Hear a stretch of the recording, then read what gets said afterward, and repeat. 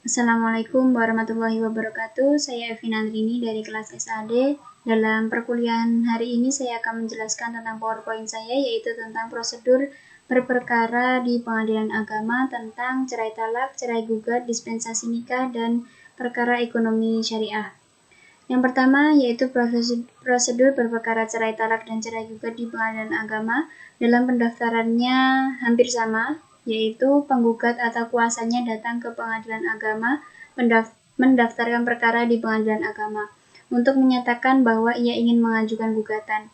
Gugatan dapat diajukan secara tertulis dan lisan atau dengan kuasa yang ditujukan kepada ketua pengadilan agama dengan membawa bukti surat identitas diri berupa KTP dan buku nikah.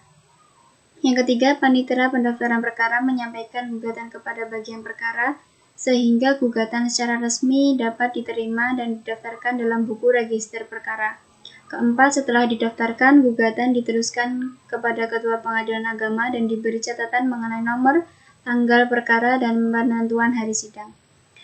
5. Ketua pengadilan agama menentukan majelis hakim yang akan mengadili dan menentukan hari sidang. 6. Hakim ketua atau anggota majelis hakim yang akan memeriksa perkara, memeriksa kelengkapan surat gugatan.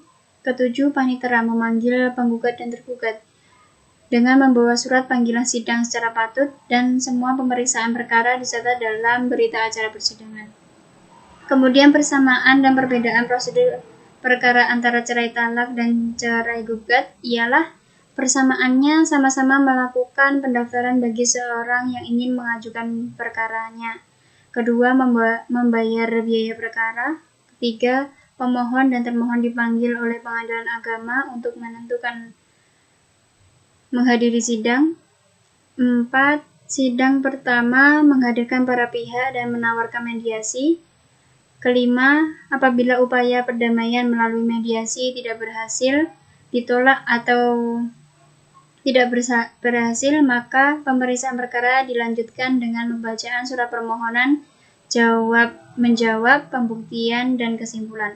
Perbedaannya yaitu antara cerai talak dan cerai gugat terdapat pada setelah putusan cerai talak. Apabila pemohon dikabulkan dan putusan hakim sudah memperoleh kekuatan hukum tetap, maka pengadilan agama menentukan hari sidang menyaksikan ikrar talak. Pengadilan agama memanggil pemohon dan termohon untuk melaksanakan ikrar talak. Ketiga, jika dalam tenggang waktu 6 bulan sejak ditetapkan sidang menyaksikan ikrar talak, suami atau kuasanya tidak melakukan ikrar talak di depan sidang, maka gugurlah kekuatan hukum penetapan tersebut. 4. Setelah ikrar talak diucapkan panitera, kewajiban memberikan akta cerai sebagai bukti kepada kedua belah pihak selambat-lambatnya 7 hari setelah penetapan ikrar talak.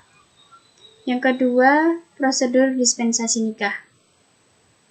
Apabila seorang calon suami belum mencapai umur 19 tahun dan calon istri belum mencapai umur 16 tahun hendak melangsungkan pernikahan, harus mendapatkan dispensasi dari pengadilan agama.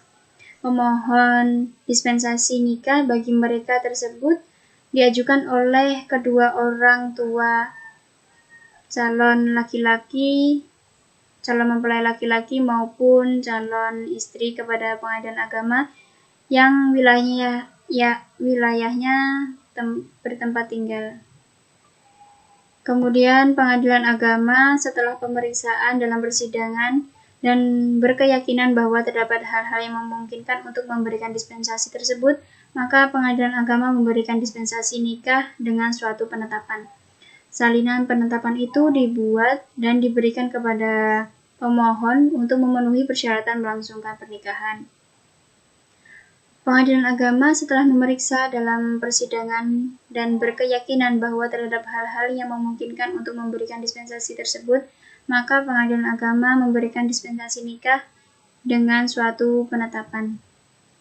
Yang selanjutnya yaitu prosedur perkara ekonomi syariah. Peraturan Mahkamah Agung Nomor 14 Tahun 2016 memberikan dua kemungkinan penanganan perkara ekonomi syariah secara sederhana dan secara biasa.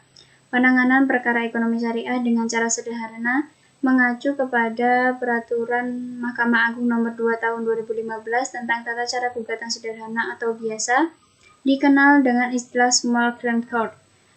Sementara itu, penanganan perkara ekonomi syariah dengan cara biasa tetap mengacu pada peraturan perundang-undangan yang berlaku.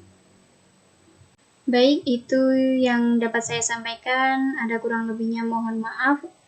Akhiran, wassalamualaikum warahmatullahi wabarakatuh.